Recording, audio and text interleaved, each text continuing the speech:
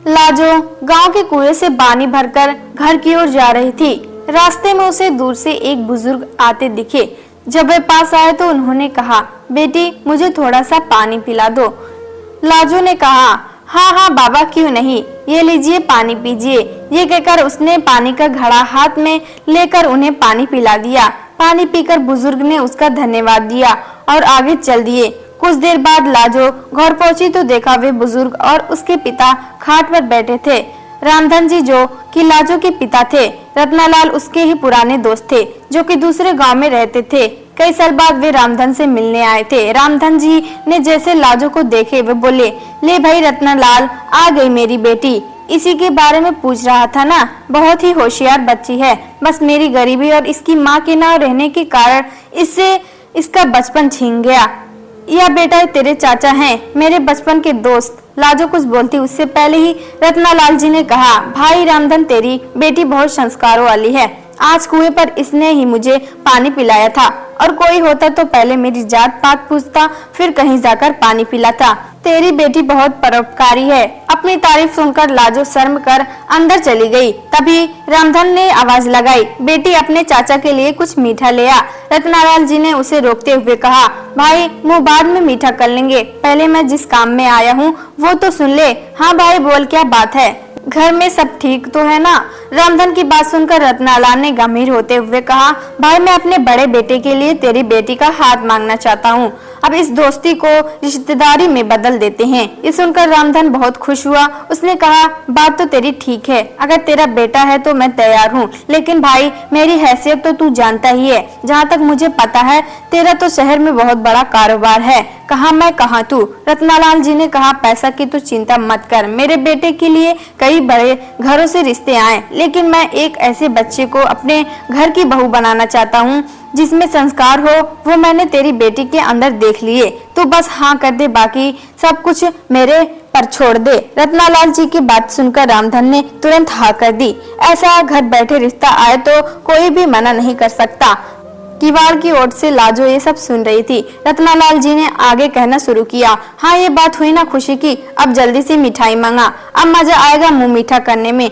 रामधन ने आवाज लगाने पर लाजो शर्माते हुए मिठाई की प्लेट लेकर आ गई। रामधन ने कहा, बेटी आज से ये तेरे ससुर हैं, इनके पैर छू। लाजो जल्दी से पैर छूकर वापस चली गई।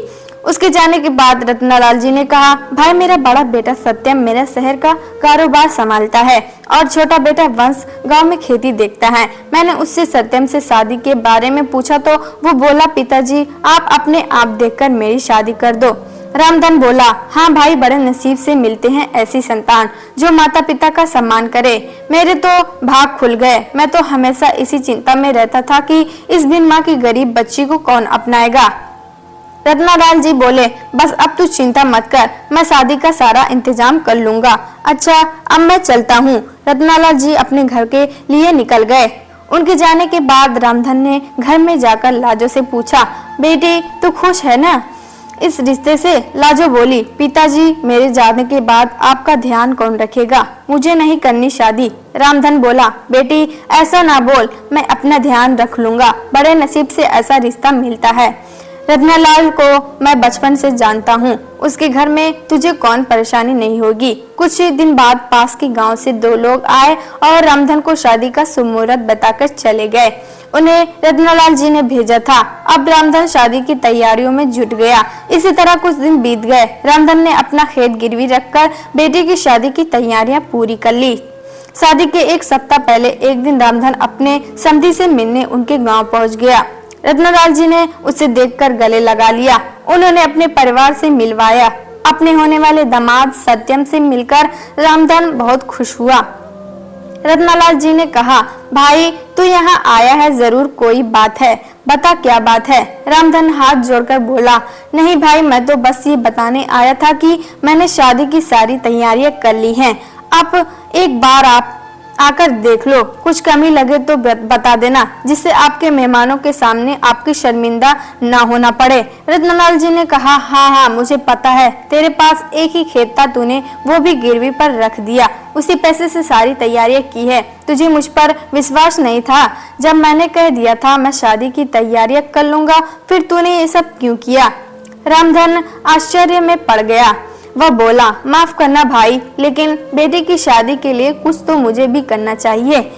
रामधन ये कहकर रोने लगा। उसकी आंखों से आंसू बह रहे थे। तभी रत्नालाल जी ने अपने छोटे बेटे वंश को बुलाया और इशारे से कुछ समझाया। कुछ देर बाद रत्नालाल जी ने रामधन के कंधे पर हाथ रखा। रामधन सिर झुकाया शर्मिंदा हुआ बैठा था। रत्नालाल जी ने कहा, ले भाई अपनी अमानत, दोबारा फिर कभी ऐसा मत करना।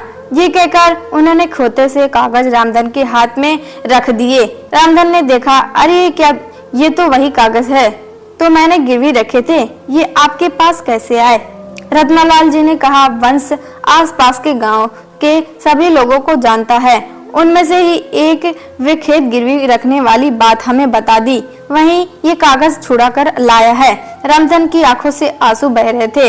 रत्नालाल जी ने उसे गले लगा लिया और बोला, भाई खेत ही गिरवी रख देता तो कर्ज कहाँ से चुकाएगा और खाएगा क्या?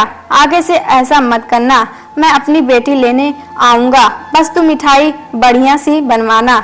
ये सुनकर अब सब लोग हंस पड़े। रत्नालाल जी ने आवाज लगाई। वंश ने 50,000 रुपए लाकर अपने पिता के हाथ में रख दिए। रत्नालाल जी ने कहा, ले भाई शादी की तैयारियां कर, और वंश इन्हें घर छोड़ा। और हाँ सुन भाई, कल हम 4-5 आदमियों को तेरे घर भेज देंगे, वो सारा काम संभाल लेंगे, बस तू चिंता मत करना। रामधन कुछ बोल नहीं पा रहा था। उसके मुंह से बस इतना ही निकला, मेरी बेटी के नसीब खुल गए। ये कहते ही वह कुर्सी पर बैठे बैठे लुढ़क गया। इतनी खुशी बर्दाश्त नहीं कर पाया। उसने अपने प्राण त्याग दिए। रत्नालाल जी ने उसे संभालते इससे पहले ही वह दुनिया छोड़ चुका था। रत्नालाल जी अपने दोस्त से लिपट कर रोते रहे। वे अपने दोस्त की अंतिम यात्रा लेकर उसके गांव पहुंचे। लाजो को जब यह पता लगा, वह रोते रोते बेहोश हो गई। रामधन का अंतिम संस्कार किया। रत्नालाल जी अपने परिवार के साथ वहीं रुक गए। 13वीं के एक सप्ताह बाद उन्होंने सादा तरीके से सत्यम और लाजो की शादी एक मंदिर में करवा दी। लाजो के चमकते नसीब की खुशी ने रामधन अपना जीवन जीना भूल गया था। दोस्तों, अगर ये कहानी पसंद आए तो लाइक करें, सब्सक्राइब करें।